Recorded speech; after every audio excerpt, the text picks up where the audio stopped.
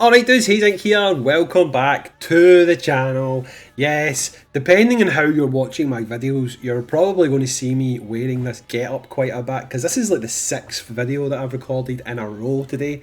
But we have had a little teaser on the Disgaea RPG Discord. I will flash that teaser up on screen, or I'll put it at the side, whatever, so you guys can see it. And it was hinting towards a new character that is coming soon, okay? I do talk about it quite a bit in one of my other videos, but I didn't realise they were going to go ahead and actually tease the character already, so I'm going to give you her character breakdown. Before we jump in, if you've not already, please consider subscribing to the channel, like the video, do all that good stuff. But yes, we're going to talk about Pure Flonne, who is going to probably drop in around about 3 days' time. If the timeline I've seen is anything to go by, it's going to be about 3 days' time. So guys, let's go over her kit. With this one, we don't need to talk about whether or not you should summon for her, because it is a matter of if you can beat the gates, then you're going to get this character for free, much like you do with Imagine Etna. Now, just to let you know, I don't have access to Pure Flonne right now on JP, so I can't actually look at what her requirements are, but I do know, because I do have her on JP, I do know that she has 2 stages, just like Etna. Bottom stage, you've got a chance of getting her. Top stage, you will get her. So, yes, the difference is she has different requirements, okay? So, Etna gave a boost to characters who were gun wielding and monsters. It's not the same for Flonne. She's got different requirements. So, for some people, she might be easier to beat. I just can't tell you exactly what the requirements are right now. In fact, while I'm talking, I'm just going to double check to see if I can see it on JP, because if I can tell you what the character requirements are, it will actually make things a lot easier to tell you. It's their Pure Flonne event. Let me just see. Stage requirements. The main enemies are magical characters, but since there are defense specific characteristics require waves, should organise attack dependent and independent characters. Okay. Each wave doesn't really tell me here. Unfortunately, it doesn't tell me here who's strong against her and who's not. Strong against. It just says attacking int characters, so I'm not 100% sure what you would use going into it, unfortunately. I'm personally just going to go in using sword characters or spear characters and cheese her, just beat her with pure strength. A lot of these times, guys, you know yourself, you can use the ranger strat to go in if you have your speed and stuff like that high. So that could be a strategy for you. We just need to wait and see when it comes out. But enough of that, let's go over the actual character. So, Pure Flonne, what does she do? So her main ability is Love's Awakening, which is staff, monster, weapon. Staff, magic monster, wielding allies, all stats except speed plus 11%. Her NE1 is Love Reactor, which is deals resistance orientated normal attacks to herself. Okay. What? Deals resistance orientated normal attacks, res orientated attacks for defenders. These things are translated from JP, and to me that doesn't read very well. I don't actually know what that means, so I think that maybe means that if you're using resistance based normal attacks, you'll get a buff to them. It's the only thing that can really make sense to me, because wording of that is pretty weird. Her NE5 is Love's Addiction, which is staff, magic, monster, weapon, allies, non-elemental damage dealt plus 15%. So normal attacks, 15%. Her NE7 is all allies HP healed plus 25%.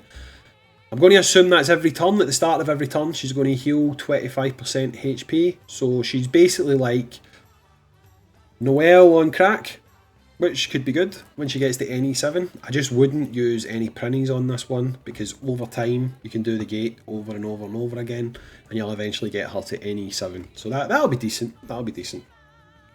Her skills: Love Knuckle, same as Etna, same as Flonne. Sorry. So that's a single attack. It's boosted by int. Her level 5, her level 2, her second skill is Fallen Arrows, which is an AoE, again boosted by Int. Her 200, her third skill is called Flonne. I've actually seen this, it looks pretty cool. It's an AoE attack, and again it's boosted by Int. Her NE3 is Extreme Love, it's another AoE and it's boosted by Int.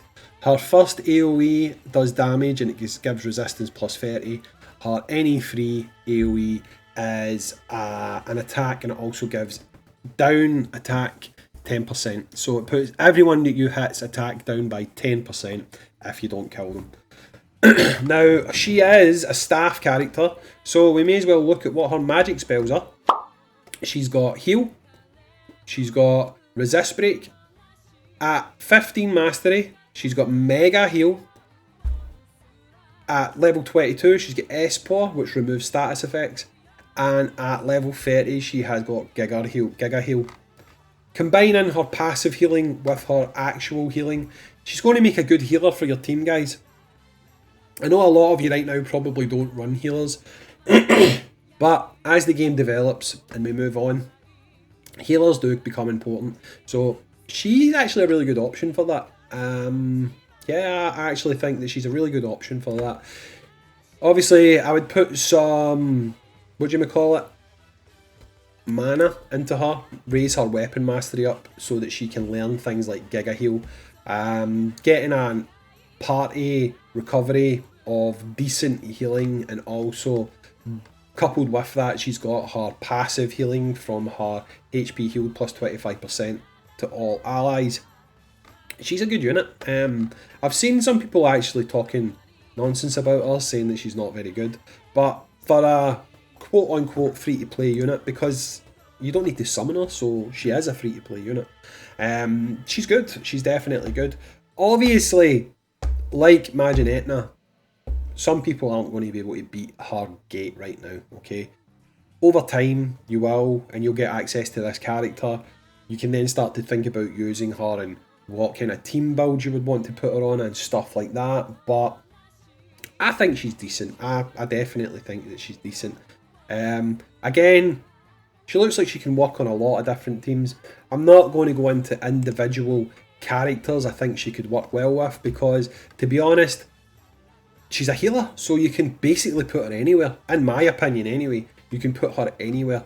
Yes, on any old team, a lot of her abilities aren't going to do very much, but if you get her to NE7, she's going to be doing a great job just healing whatever you put her on because of her passive healing and because she can learn skills like Mega Heal and Giga Heal. I feel like she's a character that we don't really need to go into what team she works on, because she'll really work on anything that you put her on. She's a decent unit. She's Flonne. Who doesn't like Flonne? I think this is a good one. Personally, I'm quite happy with this one, and I can't wait to start unlocking her in game. But guys, let me know in the comments down below, are you excited for pure Flonne? Do you care about healers? Are you still at the stage where you think, why do you need healers? You can just kill everyone. Well, what I can tell you from experience is you're going to need healers. In JP, healers become important for things like raids, etc. if you want to make sure you can survive with all characters still alive. Anyway guys, I've been Hayzink. This is probably the last video I'm going to record today, because like I say, I think I've recorded about 6 and this is the last one. But this is probably going to be one of, if not the first one that you guys see. So you probably see my level of excitement change from being quite burnt out from recording to being quite hey. But anyway, I've been Hayzink. Thanks for joining me on this video, and I'll catch you on the next Disgaea RPG video, dudes. Peace.